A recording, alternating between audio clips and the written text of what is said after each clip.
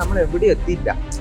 +2 കഴിഞ്ഞ് പിന്നെ കോളേജിൽ കയറി നോക്കില്ല. ഇപ്പോൾ ഞാനിപ്പോൾ MBBS പഠിക്കുന്നതിനേക്കാളും സ്ട്രെസ്ഫുൾ ആയിരുന്നു എനിക്ക് നീറ്റ് പ്രിപ്പയർ ചെയ്യുന്ന സമയത്ത്. ഇവിടെ വന്ന് നോക്കുമ്പോഴേക്കും മനസ്സിലാവുന്നത് മോസ്റ്റ് ഓഫ് ദ ടൈം ഞാൻ കൺഫ്യൂസ്ഡ് തന്നെയാണ്. അലർജിന്റെ ഇഷ്യൂ ഉള്ളത് കൊണ്ട് ഞാൻ രാവിലെ ടാബ്ലറ്റ് കഴിച്ചിട്ടാണ് പോയത്. ഹായ് ഡിയേഴ്സ്, ഇന്നിപ്പം എൻ്റെ കൂടെ നിങ്ങളോട് സംസാരിക്കാൻ എത്തിയിട്ടുള്ളത് ഫാദിൽ ബിൻ ബുഹാരി, നമ്മുടെ ടോപ്പേഴ്സിൽ ഒരാളായിട്ടുള്ള കുട്ടിയാണ്. അവനിപ്പോൾ he's doing he's MBBS first year in JIPMER. അപ്പം തീർച്ചയായിട്ടും അവൻ്റെ വാക്കുകൾ MBBS ആസ്പിറൻസ് ആയിട്ടുള്ള എല്ലാ കുട്ടികളും തീർച്ചയായിട്ടും കേട്ടിരിക്കേണ്ടതാണ്. അപ്പം നമ്മുടെ അതിഥിയായിട്ട് ഇന്നിപ്പം ഫാദിൽ ഇവിടെയുണ്ട്. ഫാദിലിനോട് ചില കാര്യങ്ങൾ ചോദിക്കാം. നിർബന്ധമായും നിങ്ങളിത് കേൾക്കുക, നിങ്ങൾക്കതൊരു ഇൻസൈറ്റ് ആയിരിക്കും അവൻ്റെ എക്സ്പീരിയൻസസ്. ഫാദിലെ once again back to home അല്ലേ? എന്തുകൊണ്ട് ജിപ്മർ വിശേഷങ്ങൾ? ജിപ്മർ അടിപൊളിയാണ്, പഠിക്കാൻ ഏറ്റവും നല്ലൊരു ഇൻസ്റ്റിറ്റ്യൂഷൻ തന്നെ പറയാം. നമ്മൾക്ക് ടീച്ചേഴ്സ് ഭയങ്കര അക്കാഡമിക്സിന് ഇമ്പോർട്ടൻസ് കൊടുക്കുന്നുണ്ട്. ക്ലാസ്സിൽ നല്ല രീതിക്ക് പ്രസന്റ് ചെയ്തിട്ടാണ് മാത്രമാണ് പോകുന്നത്. ഞാൻ പഠിക്കുന്നത് ജിപ്മർ കാരയ്ക്കൽ ക്യാമ്പസിലാണ്, പോണ്ടിച്ചേരി അല്ല. അപ്പം അവിടെ സ്റ്റുഡൻസിൻ്റെ സ്ട്രെങ്ത് കുറവായതുകൊണ്ട് തന്നെ ഇൻഡിവിജ്വൽ സപ്പോർട്ടും നല്ല രീതിക്ക് കിട്ടുന്നുണ്ട്. പിന്നെ ഇപ്പം ICMR Indian Council of Medical റിസർച്ചിൻ്റെ അതും ആക്റ്റീവായിട്ട് നടന്നുകൊണ്ടിരിക്കുന്ന, കാരണം ജിപ്മർ എന്ന് പറയുന്നത് തന്നെ റിസർച്ചിനായിട്ടുള്ളൊരു ഇൻസ്റ്റിറ്റ്യൂഷനാണ്. പിന്നെ ജിപ്മറിൻ്റെ തന്നെ സ്വന്തം ജിപ്മർ ഫണ്ട് ചെയ്യുന്ന റിസർച്ചും ഉണ്ട്, GJ സ്ട്രോസ് എന്ന് പറഞ്ഞിട്ട്. അപ്പോൾ അത് അങ്ങനെ ടീച്ചേഴ്സൊക്കെ നല്ലൊരു ഹെൽപ്ഫുൾ ആണ്, മോട്ടിവേറ്റിംഗ് ആണ്.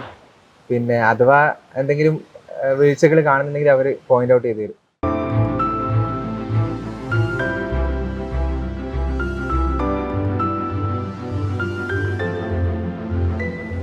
ക്യാമ്പസ് ലൈഫൊക്കെ അടിപൊളി. ക്യാമ്പസ് അതാണ്, പഠിക്കേണ്ട എല്ലാ രീതിക്കുള്ള ഒരു അറ്റ്മോസ്ഫിയർ നമുക്ക് ആക്കിയിട്ടുണ്ട്. പ്രാക്ടിക്കൽ ആയാലും പിന്നെ ക്ലാസ് റൂം ആയാലും നല്ല നീറ്റാണ്. പിന്നെ ഹോസ്റ്റലും നമുക്ക് പുതിയ ഹോസ്റ്റലാ. ഇപ്പൊ ഹോസ്റ്റലും നല്ല ക്ലീൻ ആണ്. 2 പേര് മാത്രമേ ഉള്ളൂ നിൽക്കുന്നത്. മെസ്സും അതിന്റെ അകത്ത് തന്നെയാണ് വരുന്നത്.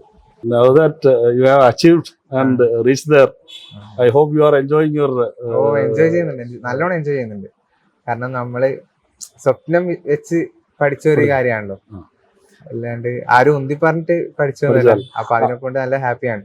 ഓക്കെ, അപ്പം നീ പറഞ്ഞിടത്ത് തന്നെ മറ്റൊരു കാര്യം ചോദിക്കട്ടെ. അതായത് സ്വപ്നം വെച്ച് തുടങ്ങിയതാണ്. അപ്പം നീ പിന്നെ ആദ്യം റിപ്പീറ്റ് ചെയ്തു, പിന്നെ റിപ്പീറ്റ് ചെയ്തു. അപ്പം റിപ്പീറ്റ് ചെയ്തപ്പോൾ എന്തുകൊണ്ട് കിട്ടിയില്ല എന്നും റിപ്പീറ്റേഷൻ വന്നപ്പോൾ നീ എങ്ങനെയാണ് നിന്റെ പെർസോണയെ മാറ്റിയതെന്നുള്ളത് കുട്ടികൾ അറിയേണ്ട ഇമ്പോർട്ടൻ്റ് ആയിട്ടുള്ള ഒരു കാര്യമാണ്. നല്ലോണം എഫേർട്ട് ഇടാനുണ്ട് എന്ന് മനസ്സിലാക്കി. അപ്പോൾ ഫസ്റ്റ് റിപ്പീറ്റ് എനിക്ക് എങ്ങനെയായിരുന്നു വെച്ച് കഴിഞ്ഞാൽ ഇതെന്താണ് എന്നുള്ള ഫിഗർ ഔട്ട് ചെയ്യുന്ന ഒരു ടൈമായിരുന്നു. മോസ്റ്റ് ഓഫ് ദ ടൈം ഞാൻ കൺഫ്യൂസ്ഡ് തന്നെയായിരുന്നു. ഇതെന്താ ഇത് ഡൗട്ട് ചോദിച്ചാലും ആരോടെ ഇപ്പോൾ അവിടെയുള്ള റിപ്പീറ്റേഴ്സിനോട് കൂടുതൽ ചോദിക്കുക. അപ്പോൾ അവർക്ക് തന്നെ ഇപ്പം മര്യാദയ്ക്ക് പറഞ്ഞു തരാൻ പറ്റാറില്ലായിരുന്നു. അപ്പോൾ ടീച്ചേഴ്സ് വന്നില്ല, ഡൗട്ട് ക്ലിയറിംഗ് സെഷൻസ് എല്ലാം വന്ന് പറഞ്ഞു തരും. ചിലപ്പം ചിലപ്പം മനസ്സിലാവണമെന്നില്ല, കാരണം അത് എൻ്റെ ബേസില്ലായ്മ ആണ്. അപ്പോൾ അതാണ് റിപ്പീറ്റ് ടൈമിൽ. പിന്നെ നോമ്പിൻ്റെ സമയത്ത് എന്തായെന്ന് വെച്ച് കഴിഞ്ഞാൽ ക്ഷീണം, ഉറങ്ങാൻ തുടങ്ങി. അപ്പോൾ അതാണ് എൻ്റെ മാർക്കൊക്കെ താഴോട്ട് പോകാൻ തുടങ്ങി. അതുവരെ ഞാനിങ്ങനെ ഫസ്റ്റ് മന്തിൽ നമുക്ക് ഒരു 720 എക്സാം ഉണ്ടായിരുന്നു. അപ്പോൾ അതിൽ എനിക്ക് 620 കിട്ടിയ സമയത്ത് നല്ല ഹാപ്പി ആയിരുന്നു. പക്ഷെ പിന്നെ എന്താണെന്ന് വെച്ച് കഴിഞ്ഞാൽ ജാനുവരി ആ ടൈമിലായപ്പോൾ കുറച്ച് മടിയരാണ്. ഓക്കെ, ഇനിയിപ്പോൾ ഒക്കെ പഠിച്ചു കഴിഞ്ഞല്ലോ. കാരണം ആ ഒരു രീതിക്ക് നമ്മൾ പ്ലാനും പോകുന്നുണ്ട് എയിംസ് ബാച്ചിന്റെ. ഇപ്പൊ വേഗം തന്നെ ഇത് തീർത്ത് നമുക്ക് നിറയെ എക്സാംസ് കിട്ടിയിട്ടുണ്ടല്ലോ. അപ്പം പിന്നെ ബുക്ക് തൊടാൻ മടി വരാൻ തുടങ്ങി, ഉറങ്ങാൻ തുടങ്ങി. അതിന്റെ കൂടെ നോമ്പും കൂടി വന്ന്. മൊത്തത്തിൽ നോമ്പിന്റെ കുറ്റം പറയാൻ പറ്റില്ല, പക്ഷെ എന്റെ മടിയാണ് മെയിനായിട്ട്. അങ്ങനെ ഫുൾ ടൈം ഉറങ്ങി പക്ഷെ എന്നിട്ടും എനിക്ക് മാർക്ക് കിട്ടുന്നുണ്ടായിരുന്നു. അങ്ങനെ എക്സാം എഴുതിയ സമയത്ത് അപ്പൊ അതിനിടയ്ക്ക് ഞാൻ ഇന്റർഫിയർ ചെയ്തൊരു ക്വസ്റ്റ്യൻ ചോദിക്കട്ടെ. അതായത് ഈ കാലഘട്ടങ്ങളിൽ നീ പരീക്ഷ എഴുതി ചില ഘട്ടങ്ങളിലൊക്കെ എന്നാന്ന് വെച്ച് കഴിഞ്ഞാൽ വളരെ നല്ല മാർക്ക് കിട്ടുമ്പം പിന്നെ എന്താ ഒരു ഓവർ കോൺഫിഡൻസിന്റെ ലെവലിലേക്ക് പോയിട്ടുണ്ടോ? പോയിട്ടുണ്ട്. ഉണ്ട്. കാരണം ആകെ ഇത്രേ ഉള്ളൂ, ഞാൻ ഇത്ര കുറച്ച് നാൾക്കുള്ളിൽ നല്ല മാർക്ക് വാങ്ങിയല്ലോ, അപ്പൊ അങ്ങനെ ഒരു ഓവർ കോൺഫിഡൻസിന്റെ ഒരു ഫേസും വന്നിട്ടുണ്ടായിരുന്നു. പിന്നെ എന്താണ്, ഇപ്പൊ പഠിച്ചാലും മാർക്കുണ്ട്, പഠിക്കാണ്ട് പോയി ഉറങ്ങിയിട്ട് പോയി പരീക്ഷ ചെയ്താലും മാർക്കുണ്ട്. പക്ഷെ പിന്നെ അത് എനിക്ക് നന്നായിട്ട് വന്നിട്ടില്ല. കാരണം ലാസ്റ്റിലേക്ക് ആകുമ്പോഴേക്ക് എന്റെ താഴോട്ട് ഉണ്ടായ ആൾക്കാർ വരെ എന്റെ മേലെ വന്നു. കാരണം ആ ലാസ്റ്റ് ടൈമിൽ നമ്മൾ കൺസിസ്റ്റന്റ് ആയിട്ട് പഠിക്കേണ്ടത്, അത് ഞാൻ രണ്ടാമതാണ് ഞാൻ മനസ്സിലാക്കിയത്. അപ്പോ പക്ഷെ ഈ മടി വന്ന് തുടങ്ങിയാൽ പിന്നെ അത് മാറ്റാൻ വലിയ ബുദ്ധിമുട്ടാ. അതാണെങ്കിൽ മാറിയിട്ടും ഇല്ല. പക്ഷെ വന്നിട്ട് ലാസ്റ്റ് പിന്നെ ഒരു മാസം നല്ലോണം എഫേർട്ട് ഇട്ട് മാർക്കൊക്കെ വന്ന് അങ്ങനെ എക്സാം നല്ല കോൺഫിഡൻ്റ് ആയിട്ട് തന്നെ പോയിട്ട് എഴുതിയതാ. പക്ഷേ അലർജിന്റെ ഇഷ്യൂ ഉള്ളത് കൊണ്ട് ഞാൻ രാവിലെ ടാബ്ലറ്റ് കഴിച്ചിട്ടാണ് പോയത്. അപ്പൊ എക്സാം ഹോളിൽ ഞാൻ 11 o'clock എത്തി. പിന്നെ ഞാൻ ഉറങ്ങി. എക്സാം ഹോളിൽ ഞാൻ 2 മണിക്ക് എണീച്ച് പോയിട്ട് മുഖം കഴുകിയിട്ട് വരാൻ ഞാൻ 2:25 സ്റ്റാർട്ട് ചെയ്യാൻ. അപ്പൊ ആ ഫസ്റ്റ് തന്നെ എനിക്ക് ഒരു അരമണിക്കൂർ പോയതിന്റെ എനിക്ക് ലാസ്റ്റിലേക്കും റിഫ്ലക്ട് ചെയ്തു. എനിക്ക് ഫിസിക്സ് ആകെ 5-6 ക്വസ്റ്റ്യൻ അറ്റൻഡ് ചെയ്യാൻ ടൈം കിട്ടിയിട്ടുള്ളൂ. അപ്പോഴത്തേക്കും ടൈം അപ്പായി. അപ്പം ടൈം മാനേജ്മെന്റ് നല്ല ഇഷ്യൂ വന്നു. അപ്പോൾ പക്ഷെ മൊത്തത്തിൽ എനിക്ക് എന്താ കാര്യം ഉള്ളത് റിപ്പീറ്റ് ചെയ്യല്ല എനിക്ക് മനസ്സിലായത്. റിപ്പീറ്റേഷൻ കാലഘട്ടത്തിൽ എന്താ ഒരു ഇൻസൈറ്റ് കിട്ടി എന്താണ് ഇത് ചെയ്യേണ്ടതെന്നുള്ളത്. പക്ഷെ അപ്പോഴത്തേക്കും എന്താ കുറച്ച് ലേറ്റ് ആയി പോയി, മനസ്സിലാക്കാൻ ലേറ്റ് ആയി പോയി. അപ്പോൾ റിസൾട്ട് വന്ന സമയത്ത് അപ്പൊ ഞാൻ അന്ന് എക്സാം എഴുതി, അന്ന് വൈകുന്നേരം തന്നെ ഉമ്മാനെ വിളിച്ചിട്ട് ഉമ്മ ഞാൻ റിപ്പീറ്റ് ചെയ്യുന്ന, ഞാൻ മാർക്കൊന്നും നോക്കിയിട്ടില്ല, കാരണം എനിക്കറിയാം എന്താ അവസ്ഥ എന്നുള്ളത്. അന്ന് രാത്രി എവിടെയും പോയിട്ടില്ല, കോർപ്പറേറ്റ് ഓഫീസിൽ തന്നെ ഉമ്മാനെ വിളിച്ചിട്ട് പറഞ്ഞു ഉമ്മ റിപ്പീറ്റ് ചെയ്യാ. ഉമ്മ ചോദിച്ചു മാർക്ക് എത്രയാണ്, ഞാൻ പറഞ്ഞു മാർക്ക് നോക്കിയില്ല, പക്ഷെ എനിക്ക് ഉറപ്പാണ് കിട്ടൂലാന്ന്. അങ്ങനെ പിന്നെ നസീർ സാറിനെ കണ്ട് നസീർ സാർ പറഞ്ഞ് അങ്ങനെയാണെങ്കിൽ നീ പറയുന്ന പോലെ തന്നെ. അപ്പോ പാപ്പ ചോദിച്ച് വേറെ എവിടെയെങ്കിലും പോണോ? അപ്പൊ ഞാൻ പറഞ്ഞു ഇല്ല, എനിക്ക് വേറെ എവിടെയും പോകണ്ട, എനിക്ക് ഇവിടെ തന്നെ വന്നാൽ മതി, കാരണം എനിക്കറിയാം എന്നെ ഇവിടുന്ന് എങ്ങനെ നോക്കുന്നുള്ളത്. അപ്പോ ഞാൻ ഇവിടെ റിപ്പീറ്റിന് ഇവിടെ തന്നെ വരാൻ തീരുമാനിച്ച്. പിന്നെ 546 ആണ് മാർക്ക് വന്നത്. അപ്പൊ അന്നേരം പിന്നെ സ്കോളർഷിപ്പ് ഉണ്ടായതുകൊണ്ട് അതിൽ എനിക്ക് കിട്ടി. എനിക്ക് ഹോസ്റ്റൽ ഫീ ഒന്നും ഉണ്ടായിട്ടില്ല. അങ്ങനെ പിന്നെ എന്റെ മിസ്റ്റേക്സ് എല്ലാം ഞാൻ തിരുത്തി. അപ്പോഴത്തേക്കിലും ഒരു മേജർ പോർഷൻ എന്റെ ഓൾറെഡി കവേർഡ് അപ്പ് ആണല്ലോ. അപ്പൊ റിപ്പീറ്റ് നല്ല ഈസി ആയിരുന്നു. നമുക്ക് എന്താ വെച്ച് കഴിഞ്ഞാല് എന്റെ സെപ്റ്റംബറിൽ എന്റെ പോർഷൻസ് ഞാൻ പഠിച്ചു കഴിഞ്ഞു. ഫുൾ ടോപ്പിക് മാത്രമാണ് ഞാൻ മിക്ക എക്സാംസ് ഫുൾ ടോപ്പിക് തന്നെ എഴുതിയത്. മൊഡ്യൂൾ എക്സാം ഇപ്പൊ ഡെയിലി ബേസിസിൽ തന്നെ നമുക്ക് ടെസ്റ്റ് ഉണ്ടായിട്ടില്ലേ, എല്ലാ ദിവസവും ഡെയിലി ടെസ്റ്റ് ഉണ്ടായിന്, വീക്ക്ലി ഉണ്ട്, മന്ത്ലി ഉണ്ട്. പിന്നെ ഫുൾ ടോപ്പിക് എനിക്ക് തോന്നുന്നത് ഇവിടുന്ന് അല്ലാണ്ട് തന്നെ ഞാൻ ഒരു 50-60 ഫുൾ ടോപ്പിക് ഞാൻ ഒറ്റയ്ക്ക് തന്നെ എഴുതിയിട്ടുണ്ട്. ഇവിടുന്ന് തന്നെ ഏകദേശം അത്ര തന്നെ കിട്ടിയിട്ടുണ്ട്. അപ്പം നല്ല പ്രിപ്പറേഷൻ ഈ ഫുൾ ടോപ്പിക് എക്സാംസ് തന്നെ എഴുതണം. നമ്മൾ എത്ര ഇപ്പം നമ്മൾ മന്ത്ലിയിലും വീക്കിലും സ്കോർ ചെയ്യുന്നുണ്ടെങ്കിലും ഫുൾ ടോപ്പിക്കിലാണ് നമ്മളെ ശരിക്കും നോളജ് ക്വസ്റ്റ്യൻ ചെയ്യപ്പെടുക. കാരണം നമ്മൾ എല്ലാ കാര്യവും ഒരുമിച്ച് ആലോചിക്കണം, ഈ ഒരു ടോപ്പിക്ക് മാത്രം ആലോചിക്കാനല്ല. അപ്പൊ നല്ലൊരു ടോപ്പിക് ടു ടോപ്പിക് സ്വിച്ച് ചെയ്തുകൊണ്ടേയിരിക്കണം, നമ്മള് ബ്രെയിൻ റാപ്പിഡായിട്ട് നമ്മൾ ആലോചിക്കണം. അപ്പോ പിന്നെ എന്താ വെച്ചാൽ ടൈം മാനേജ്മെന്റ് നല്ല റെഡിയായി വരാൻ തുടങ്ങി. ഇങ്ങനെ പേപ്പേഴ്സ് ചെയ്യാൻ ഇവിടുന്ന് ഞാൻ ചില സമയത്ത് ഞാൻ 2-2.5 മണിക്കൂർ തന്നെ എന്റെ തീരാറുണ്ട്. 3 hours 20 minutes ഉണ്ടെങ്കിൽ 2 hours അങ്ങനെ എന്റെ എക്സാം തീർന്ന് ഞാൻ ഉറങ്ങല. അപ്പോ ഒരു പ്രാവശ്യം ഏതോ ഒരു എക്സാമിന് എന്നോട് ചോദിച്ച് നിനക്കൊന്നും അറിയില്ലേ, ഞാനൊക്കെ കഴിഞ്ഞിട്ട് ഞാൻ ഉറങ്ങിയതാണ്. അപ്പൊ ഞാൻ പറഞ്ഞില്ല എനിക്കൊന്നും അറിയില്ല പറഞ്ഞിട്ട് ഇൻവിജിലേറ്റർ അവിടെ വന്ന് നോക്കിയതാ. അപ്പം അങ്ങനെ ടൈം മാനേജ്മെന്റ് നല്ല പഠിച്ചു സെക്കൻഡ് റിപ്പീറ്റില്. പിന്നെ കൺസിസ്റ്റന്റ് ആയിട്ട് എല്ലാ ദിവസവും എത്ര മണിക്കൂർ അത്ര തന്നെ ഞാൻ മിനിമം 12 മുതൽ 15 മണിക്കൂർ വരെയാണ് പഠിച്ചത്.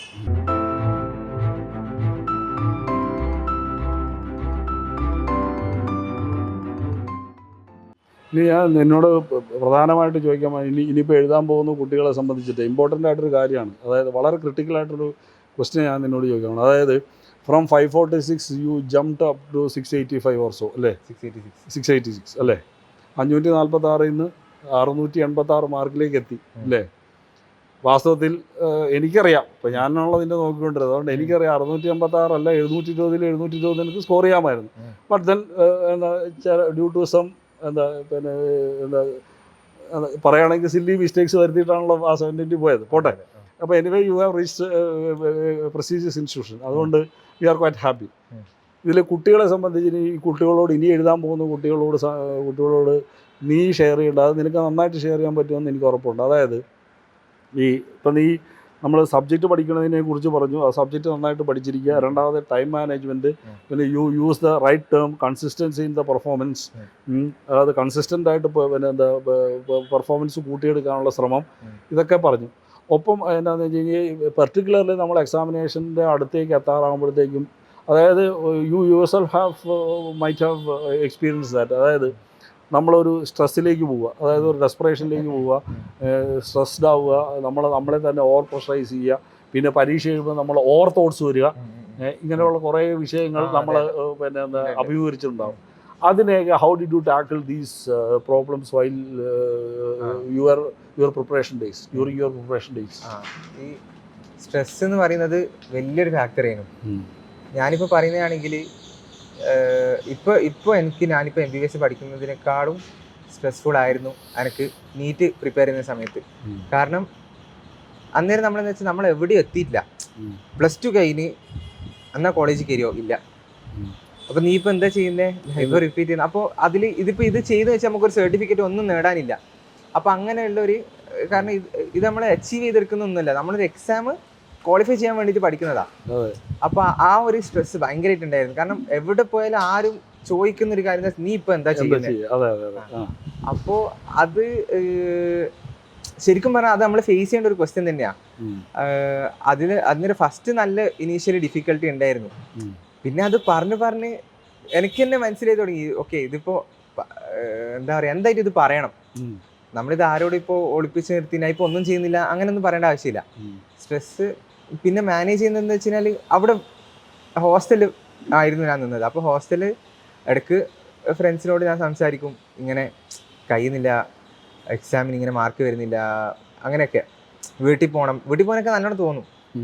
അപ്പോൾ പിന്നെ ആകെ ഇവിടെ പിടിച്ചു നിർത്തുന്ന ഫാക്ടർ എന്താ വെച്ച് കഴിഞ്ഞാൽ, നമ്മൾക്ക് ഉള്ളിലൊരു വിളി വരും, നീ പഠിക്കണം, നീ പഠിച്ചില്ലെങ്കിൽ എനിക്ക് എവിടെ എത്താൻ പറ്റൂല. കാരണം നമുക്ക് വേണ്ടിയിട്ട് നമ്മളാ ഉണ്ടാവുള്ളൂ. At the end of the day ഓരോരു മനുഷ്യനും ഉണ്ടാവില്ല. വീട്ടുകാർ തന്നെ എന്താ പറയുക, ഒരു എക്സ്റ്റെൻഡ് വരെ ഉണ്ടാവുള്ളൂ. അത് കഴിഞ്ഞാൽ പിന്നെ നമ്മളെ സ്വന്തം ലൈഫായിട്ട് നമ്മൾ മുന്നോട്ട് പോകേണ്ടതാണ്. തീർച്ചയായിട്ടും കറക്റ്റ്. അപ്പോൾ നമ്മളെന്താണ്, അത് നമ്മൾ അക്സെപ്റ്റ് ചെയ്യണം. നമ്മൾ ഒറ്റക്കാണെന്നുള്ള ഒരു കാര്യം നമ്മൾ അക്സെപ്റ്റ് ചെയ്ത് നമ്മൾക്ക് വേണ്ടിയിട്ട് നമ്മൾ പഠിക്കുക. അപ്പോൾ അതിൽ വേറൊരു എക്സ്ക്യൂസും ഇല്ല. പഠിച്ചാൽ ഇങ്ങക്ക് ഉണ്ടാവും, പഠിച്ചിട്ടില്ലെങ്കിൽ ഇപ്പോൾ ഈ ഒരു വേൾഡ് വെരി കോമ്പറ്റീറ്റീവാണ്. എന്താ പറയുക, ഈ MBBS തന്നെ ഒരു സാധാരണ ഒരു ഡിഗ്രിയെ മാറി. കാരണം എല്ലാ വർഷവും 60,000 MBBS ഡോക്ടേഴ്സ് ഇന്ത്യയിൽ തന്നെ പാസ് ഔട്ട് ആവുന്നുണ്ട്.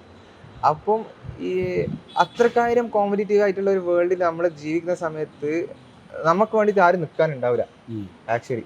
അപ്പോൾ അത് നമ്മൾ ഈ ഒരു ഏജ് നമ്മൾ മനസ്സിലാക്കേണ്ടതാണ്. ഇത് ഇപ്പം എല്ലാവർക്കും പറഞ്ഞു തരണമെന്നില്ല.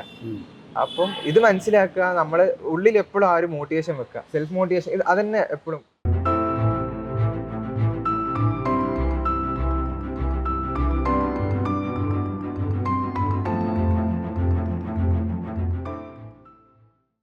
അപ്പോൾ ഇതിപ്പം നീ പറഞ്ഞ വെച്ചിട്ട് ആദ്യം നീ പറഞ്ഞ, അതായത് you are pursuing your dream.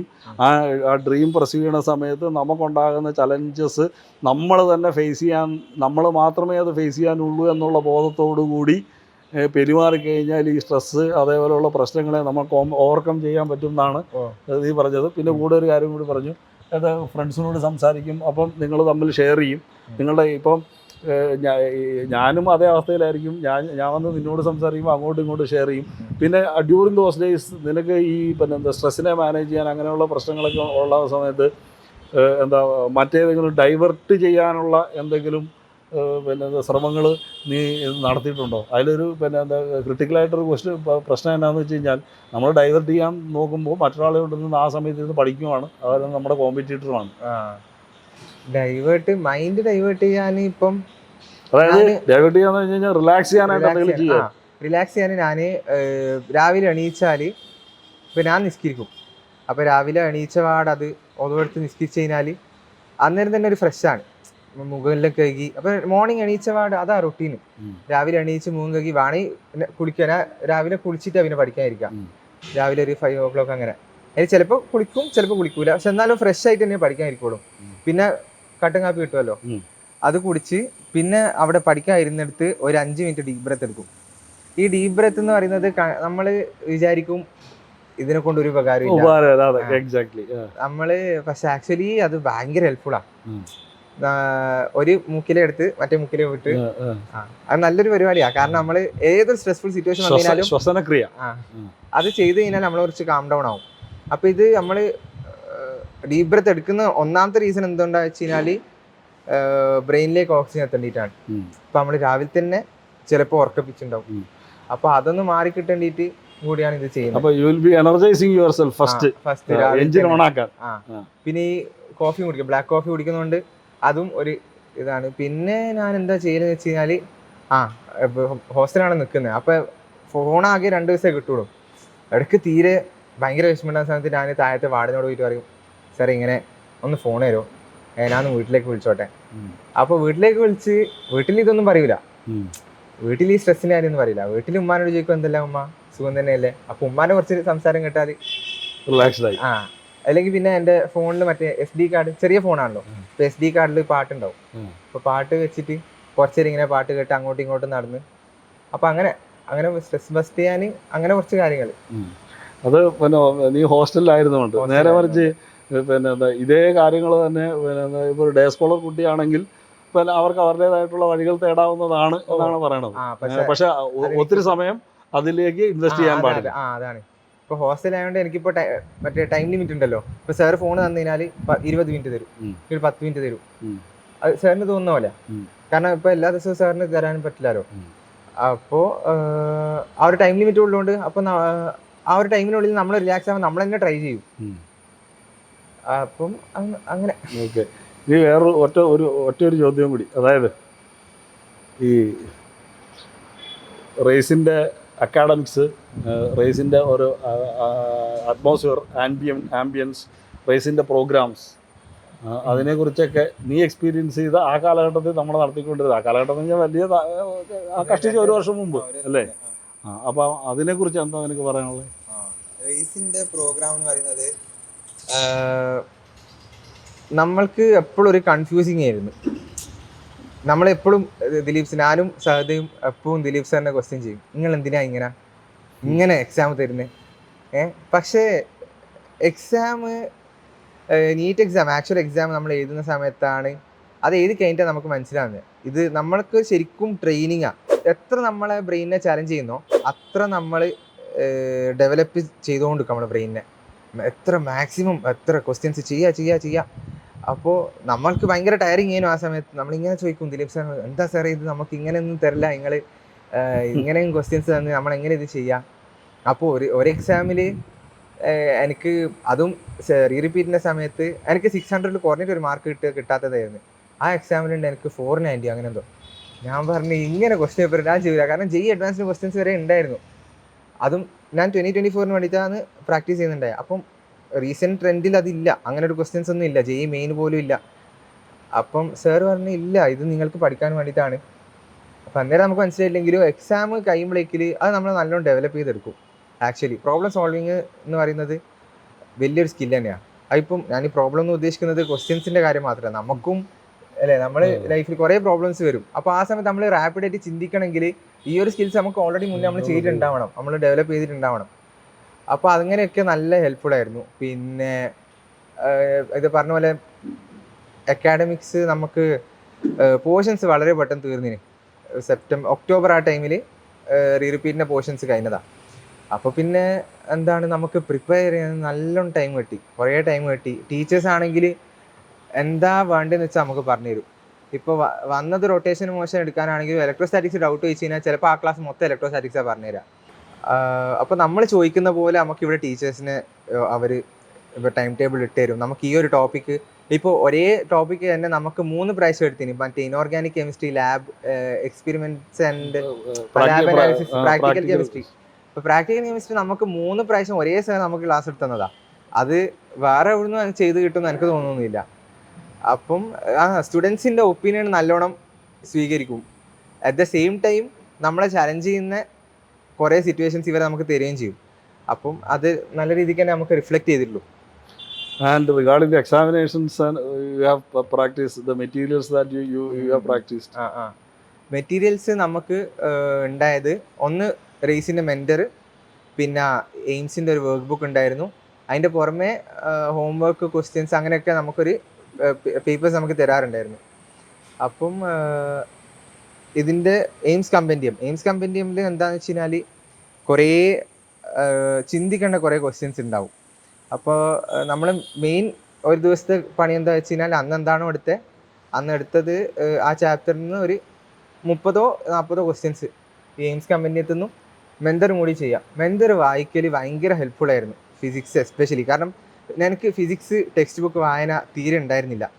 ഫിസിക്സിൻ്റെ എൻ്റെ തിയറി മെയിൻ കമ്പാനിയന് മെൻറ്റർ തന്നെയായിരുന്നു. മെൻറ്ററും ചിലപ്പോൾ കമ്പനിയുമല്ല, വേറൊരു ബുക്കും കൂടി ഉണ്ടായിരുന്നു, വർക്ക് ബുക്ക്. അപ്പോൾ അതും നല്ല ഹെൽപ്ഫുൾ ആയിരുന്നു. പിന്നെ കെമിസ്ട്രി മറ്റേ ഇത് സെയിം ലാബ് കെമിസ്ട്രീൻ്റെ ഒരു മെറ്റീരിയൽ ഉണ്ടായിരുന്നു. അപ്പോൾ അതൊക്കെ വായിച്ചിട്ട് പോയോണ്ടാണ് അതിൽ നിന്നും 2 ക്വസ്റ്റ്യൻ വന്നിട്ടുണ്ടായിരുന്നു, 2-3 ക്വസ്റ്റ്യൻ എനിക്ക് വന്നിട്ടുണ്ടായിരുന്നു. ഇപ്പം ഡയറക്റ്റ്ലി ലാബ് അതിൽ റിലേറ്റഡ് അല്ലെങ്കിലും അതിൻ്റെ കൺസെപ്റ്റ് വെച്ചിട്ടുള്ള ക്വസ്റ്റ്യൻസ് ഉണ്ടായിരുന്നു. പിന്നെ അങ്ങനെയാണ്. അപ്പോൾ നമുക്ക് അപ്പോൾ ഓരോ ടോപ്പിക് വൈസ് ആയിട്ട് നമുക്ക് ക്വസ്റ്റ്യൻ ഉണ്ടാവും. ഇപ്പോൾ ഒരു ടോപ്പിക്ക് കഴിഞ്ഞാൽ അതിൻ്റെ ബേസ് ആയിട്ട് കുറച്ച് ക്വസ്റ്റ്യൻസ്, പിന്നെ അതൊക്കെ കഴിഞ്ഞ് ലാസ്റ്റ് ചാപ്റ്ററിൻ്റെ എൻഡിലും ബാക്കി ക്വസ്റ്റ്യൻസ് മെൻറ്ററിൽ അങ്ങനെ ക്വസ്റ്റ്യൻസ് ഉണ്ടാവും. അപ്പം മെറ്റീരിയൽസ് പറയുന്നതാണെങ്കിൽ വെരി നൈസ് മെറ്റീരിയൽസാണ് ഇവിടെ ഉള്ളത്. നമുക്ക് എങ്ങനെ വേണമെങ്കിലും ക്വസ്റ്റ്യൻ ചോദിക്കാന്നുള്ള രീതിക്ക് നമ്മളെ നമുക്ക് മനസ്സിലാക്കി തരും. ഓക്കെ, ഇങ്ങനെയും നമുക്ക് ചോദ്യം ഉണ്ടാക്കാം ഇതിൽ നിന്ന്. പിന്നെ അതേപോലെ തന്നെ NCERT ബേസ്ഡ് ആയിട്ടുള്ള ക്വസ്റ്റ്യൻസും നല്ല NCERTയിലുള്ള ഒരു ലെവല് അതിന് കുറച്ചും കൂടി മേലെ, അങ്ങനെ നമുക്ക് ഇവിടെ ക്വസ്റ്റ്യൻസ് മെന്റൽ ഉണ്ടാവും. ഇനി മറ്റൊരു ചോദ്യം കൂടി, അതായത് നീ നേരത്തെ പറഞ്ഞു, അതായത് എൻ്റെ father is my good friend too. Father ചോദിച്ചെന്താ, നിനക്ക് ഇനി വേറെ ഏതെങ്കിലും ഇൻസ്റ്റിറ്റ്യൂട്ടിൽ പോയി പഠിക്കണോ? ഇല്ല, പറ്റൂല, ഞാൻ റേസിൽ തന്നെ കണ്ടിന്യൂ ചെയ്യുന്നുള്ളൂ. അത് പിന്നെ എത്രത്തോളം ക്രെഡിബിൾ ആണ് റേസിൽ എത്രത്തോളം വിശ്വസിക്കാൻ പറ്റും എന്നുള്ള റേസിൻ്റെ വിശ്വാസ്യതയാണ് വാസ്തവത്തിൽ നീ ഇപ്പം ഇവിടെ പ്രകടിപ്പിച്ചത്. അപ്പോൾ ആ വിശ്വാസ്യത പിന്നെ എത്രത്തോളം നിന്നെ ആ വിശ്വാസവുമായിട്ട് മുന്നോട്ട് പോയത് കൊണ്ട് തീർച്ചയായിട്ടും നിനക്ക് അച്ചീവ് ചെയ്യാൻ സാധിച്ചിട്ടുണ്ട് എന്ന് നീ വിശ്വസിക്കുന്നുണ്ടോ? ഓ, പിന്നെ വിശ്വസിക്കുന്നുണ്ട്. അല്ല, കാരണം അത് വിശ്വസിച്ചുകൊണ്ട് തന്നെയാണ് കിട്ടിയതും.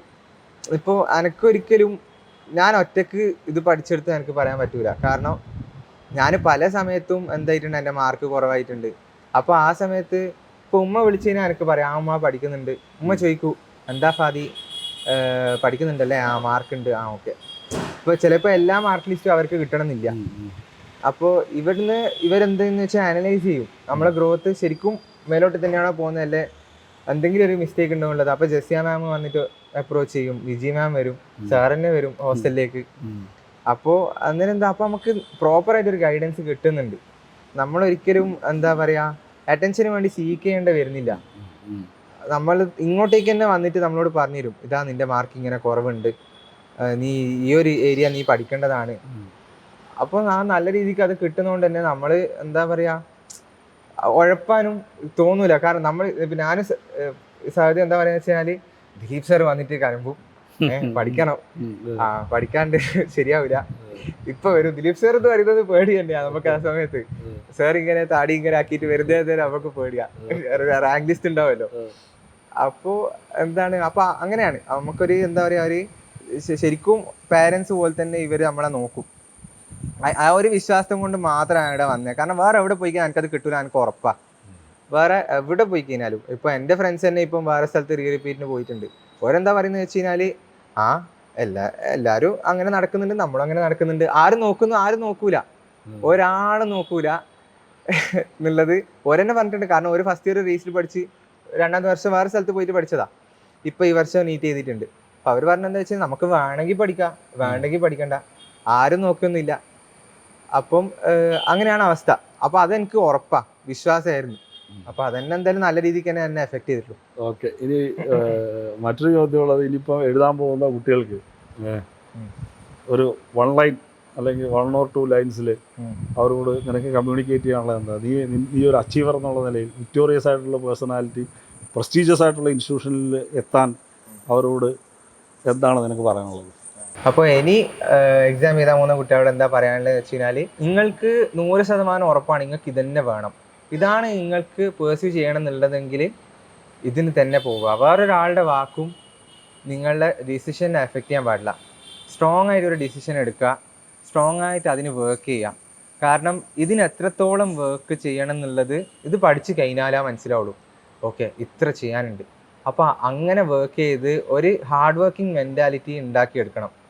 അതുണ്ടാക്കിയെടുത്ത് അതിന് വേണ്ടിയിട്ട് നിങ്ങളെ എന്താ പറയുക, വേർപ്പും ചോരയും ഒക്കെ അതിലിട്ടിട്ട് നിങ്ങളത് പഠിച്ചെടുക്കുക തന്നെ ചെയ്യണം. പിന്നെ അതൊക്കെയാണ് എനിക്ക് പറയാനുള്ളത്. ഓക്കെ, അപ്പം ഫാദിൽ പറഞ്ഞത് കേട്ടല്ലോ. Take A firm decision, B determined, success will be yours. Thank you.